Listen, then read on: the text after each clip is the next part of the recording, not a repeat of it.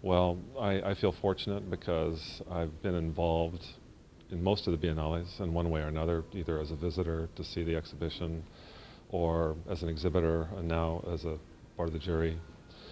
Um, and I've also had the opportunity to be involved in the Mino International Biennale in Japan, and also at the Gyeonggi Museum in Taiwan, and in that Biennale as a judge. So it's interesting for me because over the last 10 years or so, I've seen all the big major Asian international biennales.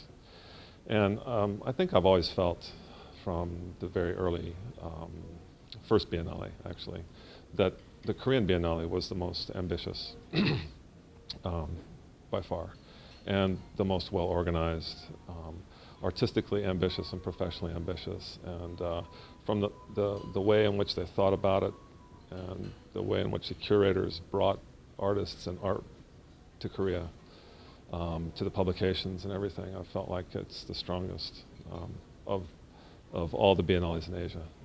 So that's the first thing, I think. I think their job is difficult because they've been so ambitious. You know, the field of contemporary ceramics is not that big, and I, you know, they consume the field, and they try not to repeat themselves, and so it's a difficult job, really, to continue to try to find new talent and new ways to reimagine and rethink the Biennale. But you know, I feel like every year they find a way to do that and make it interesting and make it worth coming to. So. And the theme for the 2013 Biennale is community, with me, with you, with us. Do you think this theme is appropriate for what's happening in the world today? To be honest, I don't know what I think about themes, but they're difficult. I feel like, you know, an institution feels more comfortable with having a theme. You know, personally, I don't know that they're that necessary, but it does help focus attention. And certainly, the theme that was announced is very much in keeping with the spirit of ceramics, which is a communal activity, and it always has been, and probably always will be. It takes a lot of people to make ceramics. It's not an individual endeavor.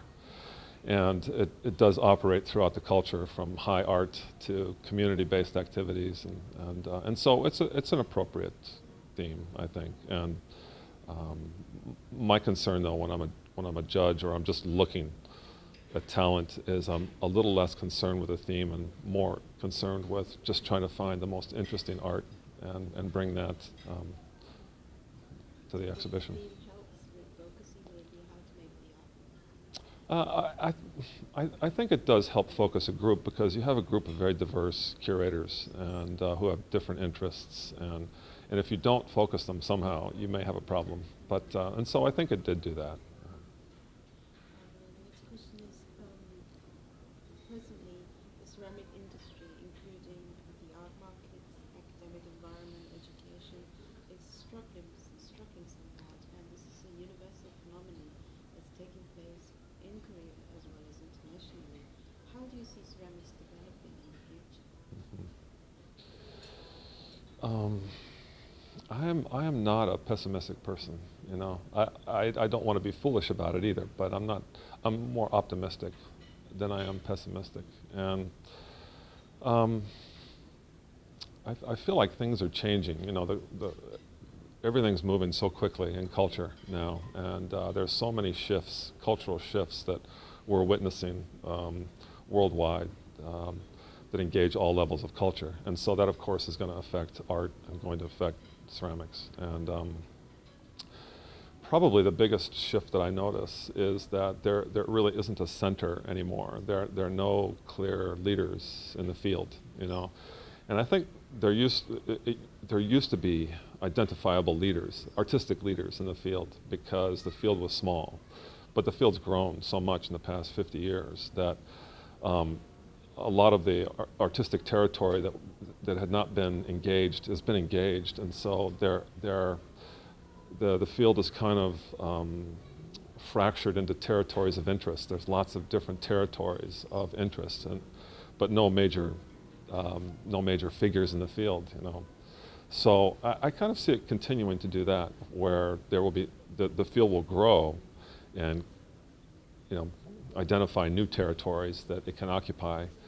So you'll have lots of different territories of interest. And I think one thing that we're starting to see more of that I like is where ceramics, on the art side, is where ceramics is not just referring to its own history anymore. There are a lot of artists that are working, and they're just working with contemporary themes in art and culture, and not always referring back to the history of ceramics, which is so beautiful and vast, really, and deep and interesting. But I think ceramics is starting to go beyond that, and so you see a lot of artists coming into the field and working with clay, but they don't know anything about the history of ceramics. They just have artistic ideas that they want to, you know, incorporate into clay. And young students also are doing that. They're less interested in the history of ceramics and more interested in artistic ideas that are contemporary. And I think for potters, it's really important, in my opinion, that potters uphold traditions. I think that the traditions are great and wonderful, and those traditions should be honored. There will always be a segment, you know, of people that make pottery that will uphold tradition. But potters, I think, also need to operate like designers do and think about the world that they live in right now, and try to adapt the things they make to what people need right now. So you're saying it's important to go with the flow and the change. Yeah, I think so. I think that will help keep pottery alive and relevant. You know, and you see it in the world of design. Designers are constantly adapting and changing their ideas to the way people live every day. And potters can do the same. And potters are doing the same thing on the design end. And so I think those two things, to uphold, maintain traditions, and also be flexible and reflexive and responsive to the world that we live in, are things that will help keep pottery alive into the future. And the final question is, do you have any suggestions or comments you wish to make in order for the Biennale to improve further in the future? Yeah, well, you know, if the question is about the future, then the answer is the young generation and future generations that will occupy the future. You know, and so I feel like what the Biennale is doing this time with the hot rookies is fantastic, it's the beginning of a more intensive focus on the younger generation of you know, potters and artists working with clay. And I feel like that's something that needs to be supported and should be supported with even more vigor, you know, more resources and more vigor, so that the younger artists and potters have an opportunity to really feel engaged in the culture, and that people care and give them opportunities.